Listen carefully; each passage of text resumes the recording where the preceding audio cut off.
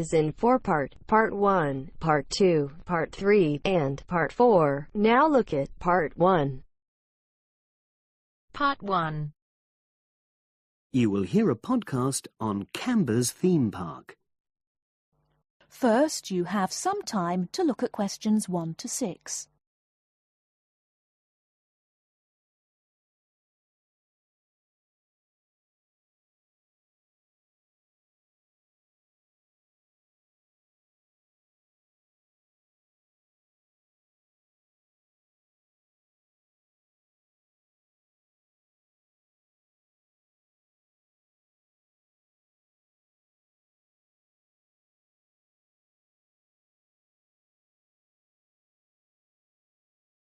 You should answer the questions as you listen, because you will not hear the recording a second time.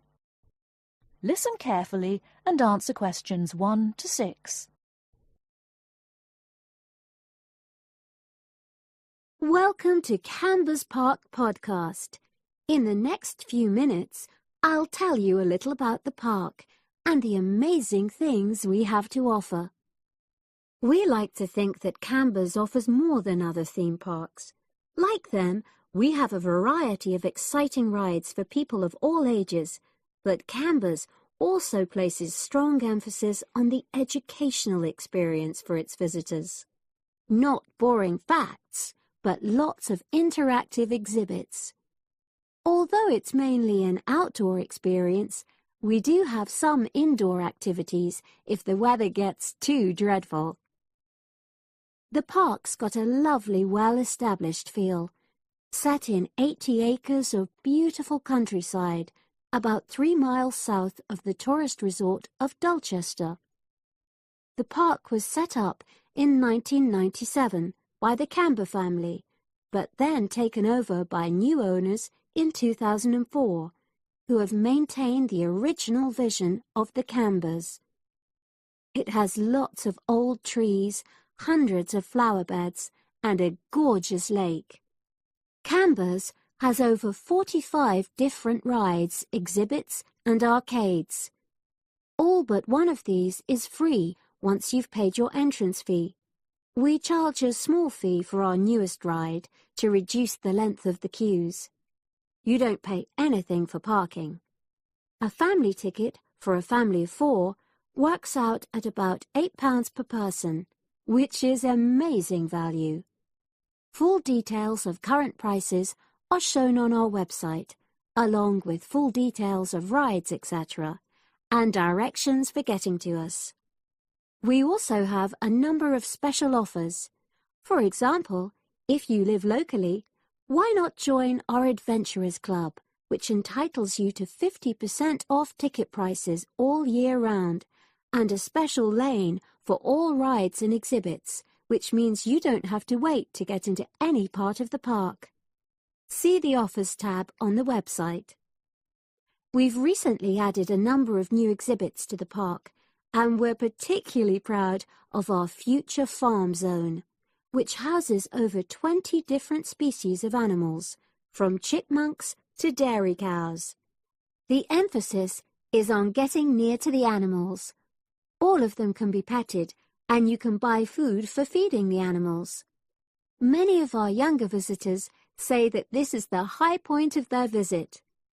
And speaking of food, don't let the animals have all the fun. We have a total of 7 different catering outlets on the site. We're open 10 to 5:30 all year round, and cold drinks and snacks can be bought at any time during opening hours. And hot food is available most of the day in the Hungry Horse Cafe from 11 until 5, just half an hour before closing time. Before you hear the rest of the conversation, you have some time to look at questions 7 to 10.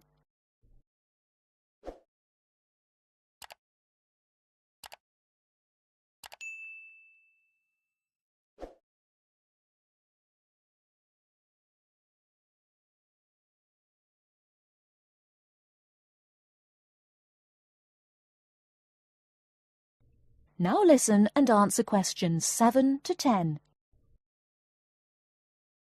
Now we want all our visitors to have an exciting time when they come to the park, but our first priority must be safety. Parents and guardians know their children's behavior and capabilities, but here at the park, we have set certain conditions for each of the rides to ensure that all visitors get the maximum enjoyment out of the experience and feel secure at all times. There are 4 major rides at the park. Our newest ride is the River Adventure, which is designed to reproduce the experience of whitewater rafting. No amount of protective clothing would make any difference, so only go on this ride if you're prepared to get wet.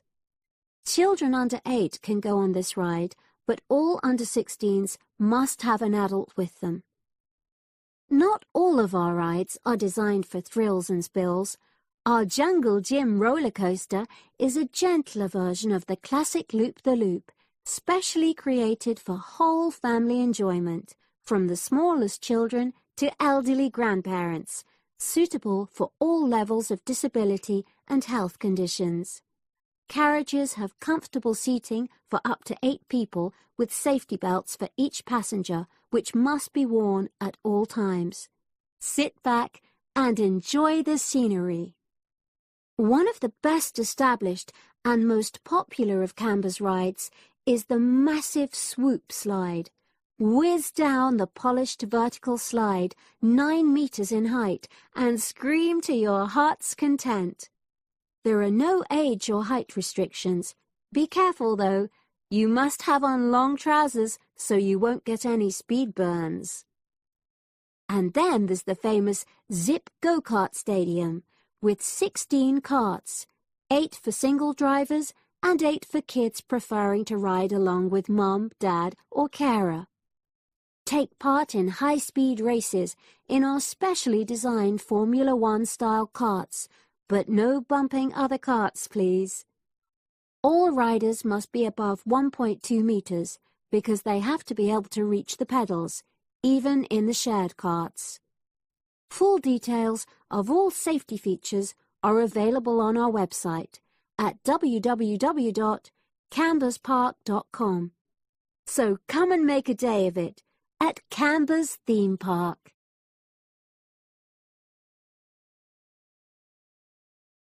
That is the end of part 1. You now have half a minute to check your answers.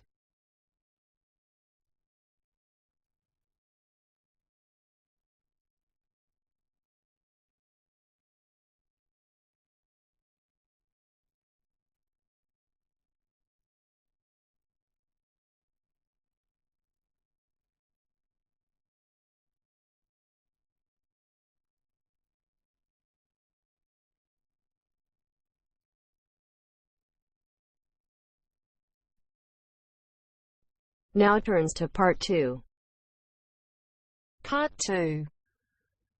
You will hear part of an introductory talk to a health club. Listen carefully and answer questions 11 to 15.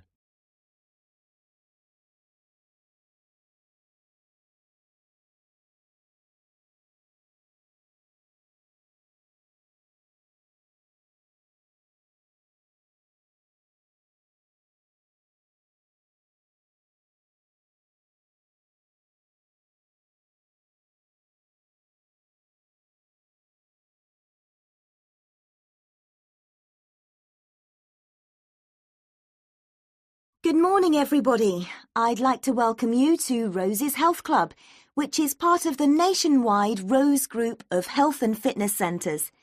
Today, I hope to tell you everything about the Glenfield Centre and the facilities it offers. First, have a look at the map of the centre I have put up here. There's a copy of it in your information packs. As you can see, we have a range of facilities.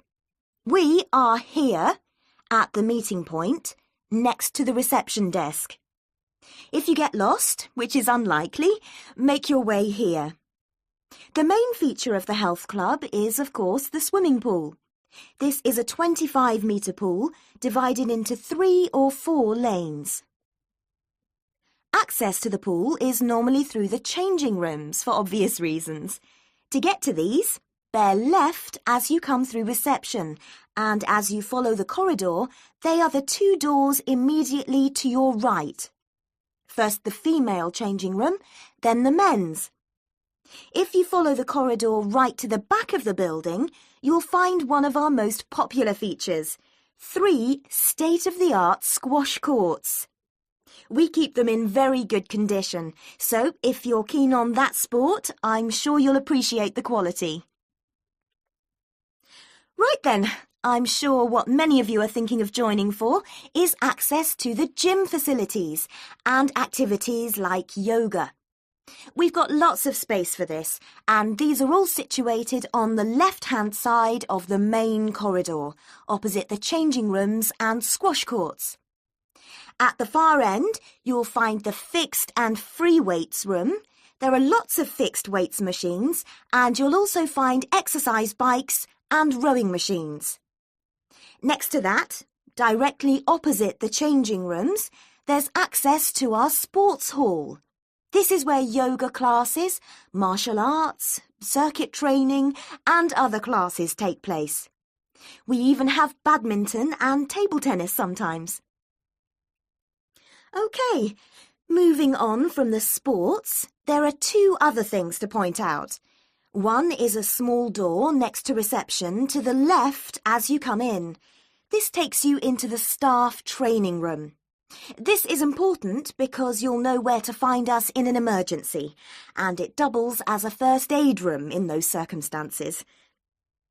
Finally, last but not least, there is another corridor to the right as you come in, and that leads you to the cafe lounge on one side and the viewing area for the swimming pool on the other. Before you hear the rest of the talk, you have some time to look at questions 16 to 20.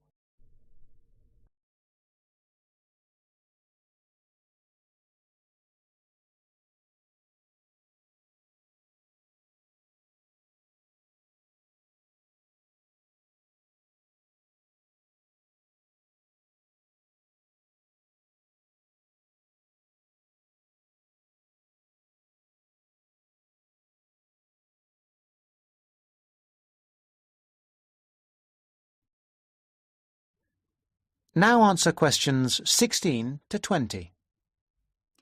Now, we will go for a little tour in a moment, but first I'd like to tell you a little about the different kinds of club membership we have, so that you can be thinking about what you want as we go round. We first of all have the Anytime membership. Anytime is the complete go-as-you-please membership.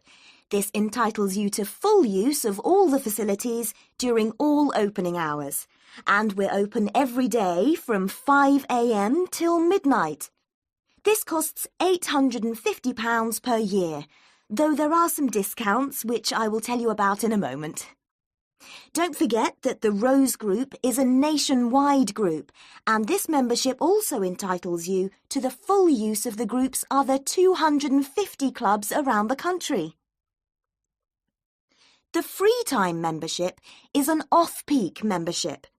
This entitles you to use of the facilities between 10 a.m. in the morning and 3 p.m. in the afternoon.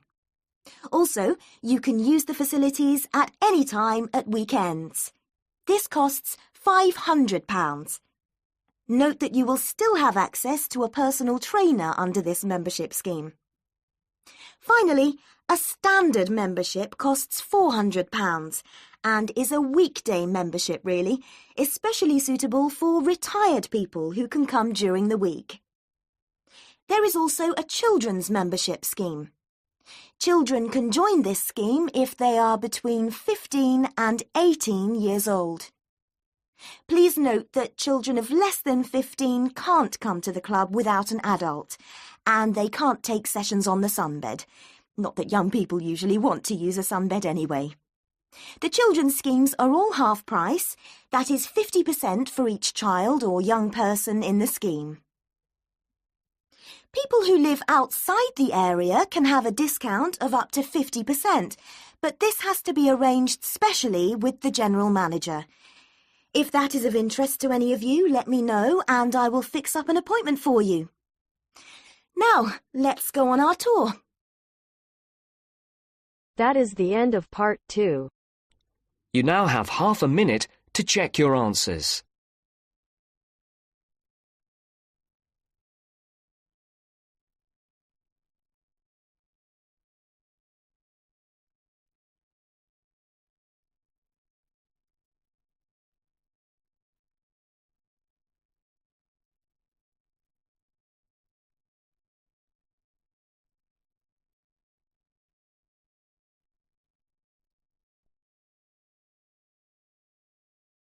Now turns to part 3.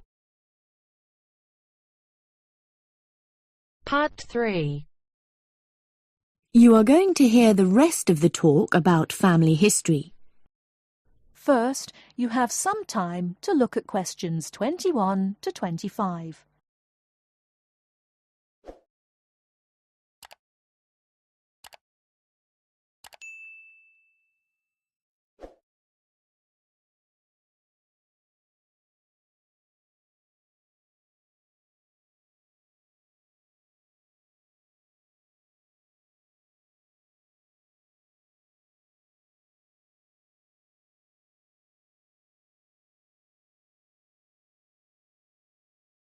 Now listen carefully and answer questions 21 to 25.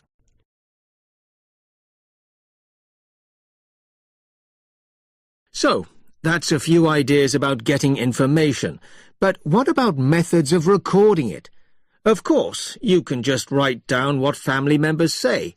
But it's even better if you can use a tape, so that you can record them as they're talking. Then you don't have to worry too much about making mistakes. You'll always be able to listen to it again. But whatever method you do use to record information, remember that it's very important to make a note of exactly how you got it. So, if you are using tape, always start the recording by saying the date and the place, as well as the name of the person you're interviewing. So, apart from people's memories, where else can you find information? Well, there are all sorts of documents, and they can be extremely useful. People keep lots of kinds of documents in the home, like photos or letters or diaries or birth certificates. And some people keep things from newspapers, like obituaries. Obituaries are announcements of a person's death, and they usually contain a lot of detail about that individual, like address, occupation, date of death, as well as the names and ages of the widow or widower and the dead person's children. So, be creative. Look around your home or the home of your relatives for any items that might contain clues, such as these about your family history. Okay? Before you hear the rest of the talk, you have some time to look at questions 26 to 30.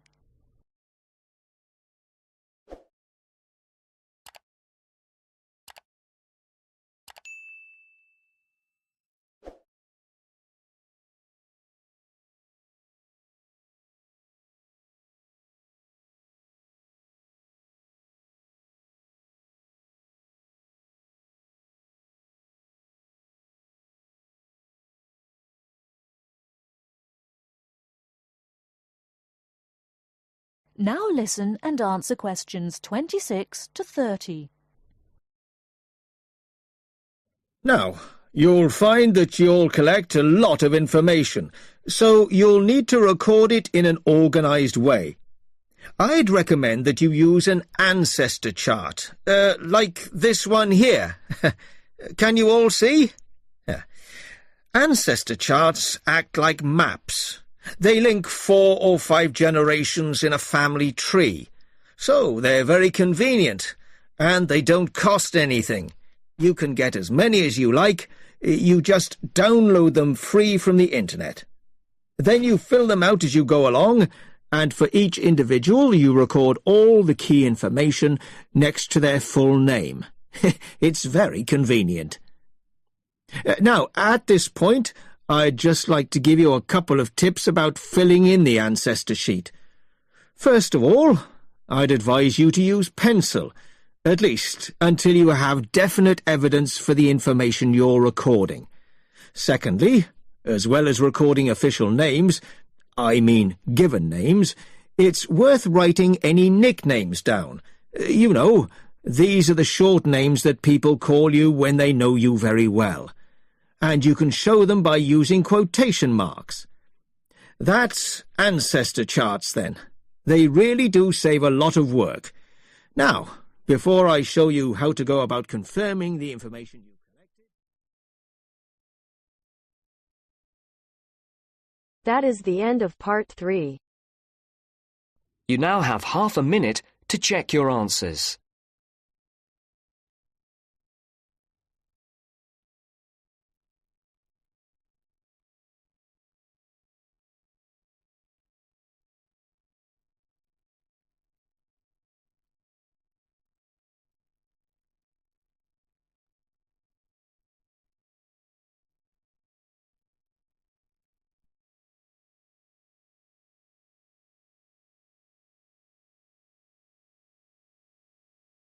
Now turns to part 4. Part 4. Today I'm going to talk about my end-of-year project. First, you have some time to look at questions 31 to 40.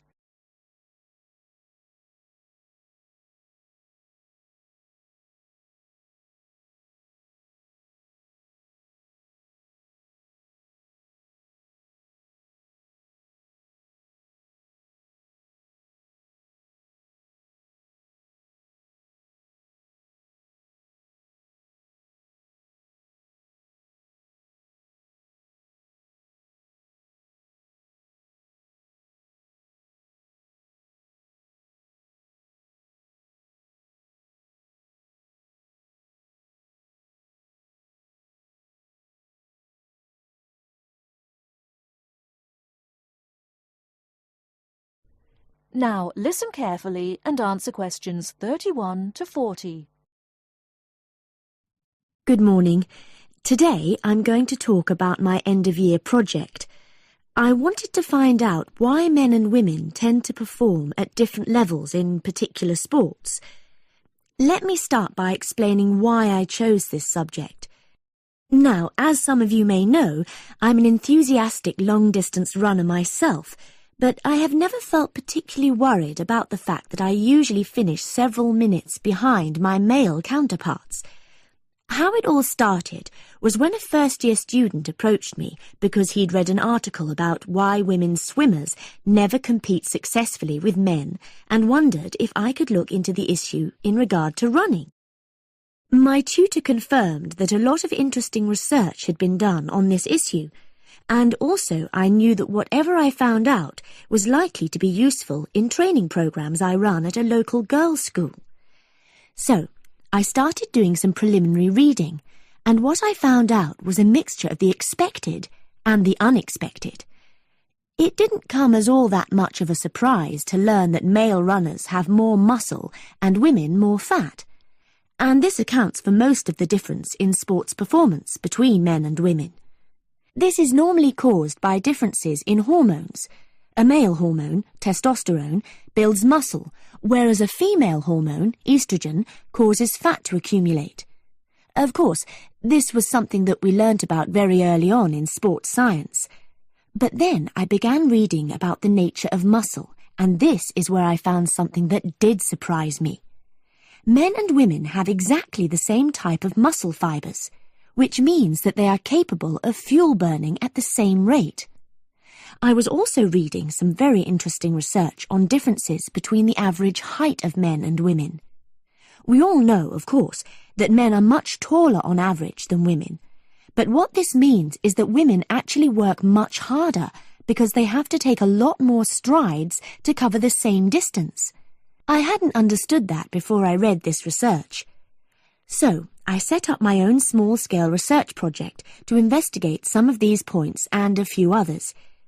I asked for men and women volunteers from the university running club, and I timed their speed in a race. Then I worked out proportions by dividing a person's running time by their height. and what I found was that by this measure, men were only slightly ahead of the women.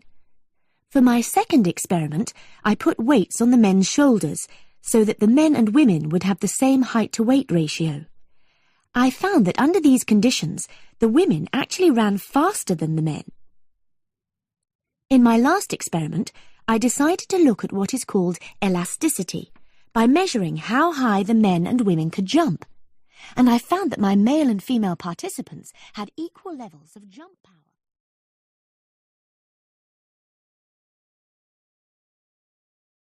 That is the end of part 4. You now have half a minute to check your answers.